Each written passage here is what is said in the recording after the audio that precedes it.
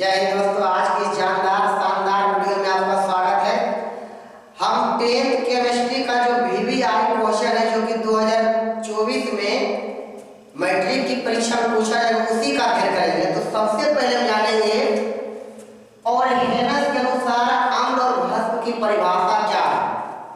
तो ओरहेनस साहब ने एसिड के बारे में बताए थे, अम्ल वह पदार्थ है जो जल में घुलकर हाइड्रोजन आयन देता है।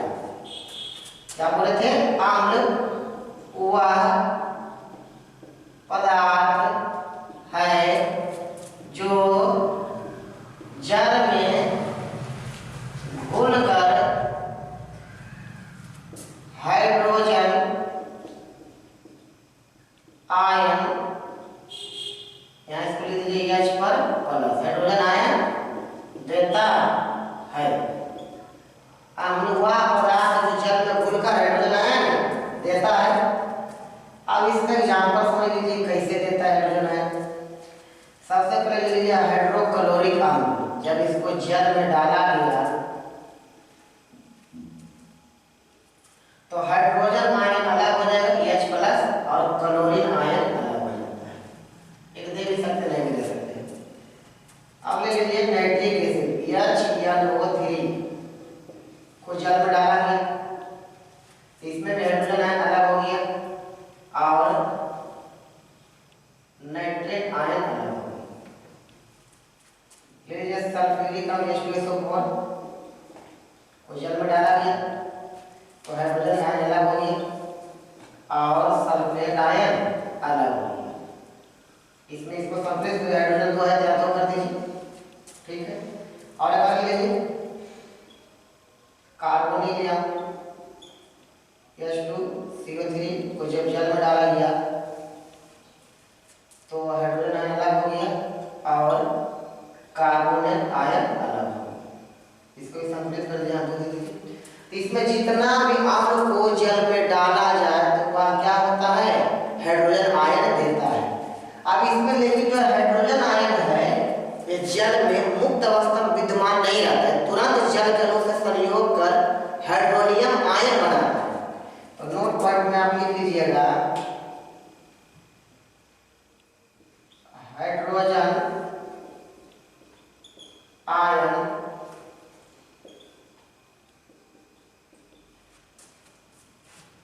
जल में मुक्त अवस्था में नहीं रहता है, बल्कि यह जल के अणु से संयोग कर हाइड्रोनियम आयन H3O प्लस में बदल जाता है। ये भी परीक्षा पूछा गया। अब इसको लिखना लिख लीजिएगा अर्थात में, मैंने हाइड्रोजन आयन जल से संयोग किया बन गया हाइड्रोनियम आयन, इसको लिख लीजिए। अब जानेंगे कि भस्म के बारे में ओरहेनस साहब ने क्या कहा। बेस के बारे में, बेस में क्या, भस्म के बारे में ओरहेनस साहब ने यही कहा, भस्म वह पदार्थ जो जल में घुलकर हाइड्रोक्साइड आयन देता है। भस्म वह पदार्थ है जो जल में घुलकर हाइड्रोक्साइड आयन, इसका सूत्र तो OH पर माइनस देता है। इसके एग्जांपल समझ लीजिए, जैसे क्या है सोडियम हाइड्रोक्साइड की भस्म जल में घुलेगा, ये दोनों टूट जाएगा, यहाँ लिख देना सोडियम पर प्लस और OH पर माइनस। इस सोडियम आयन है और हाइड्रोक्साइड है, जैसे हाइड्रोक्साइड आयन दे रहा है। और ले लीजिए पोटेशियम हाइड्रोक्साइड की जल में घुलेगा दोनों कला कीजिए, पोटेशियम पर प्लस और OH पर माइनस, पोटेशियम है और हाइड्रोक्साइड। और क्या लीजिए, कैल्शियम हाइड्रोक्साइड COH का होल 2 जल में घुलेगा, कैल्शियम आयन अलग प्लस 2 यहाँ हो जाएगा और यहाँ हो जाएगा OH पर माइनस, यहाँ 2 लगा। तो इसमें देख लीजिए कोई भी आप भस्म ले लीजिए तो जल में घुलेगा तो हाइड्रोक्साइड आयन ही देगा। अब इसमें फिर नोट कीजिएगा,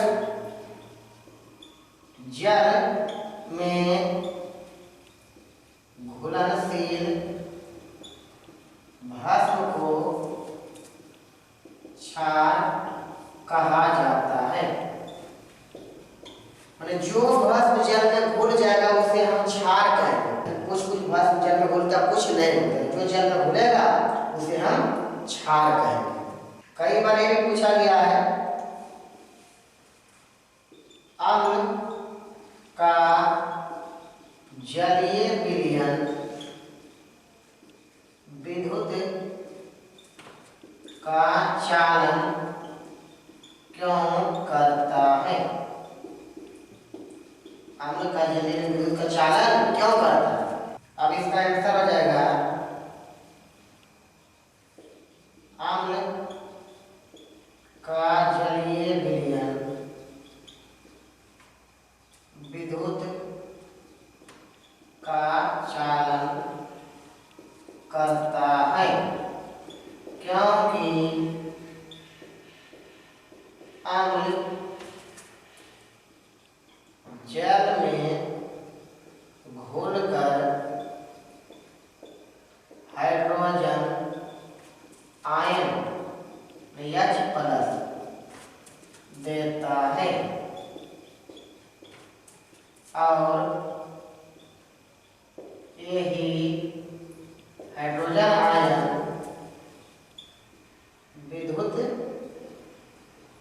चालन का कार्य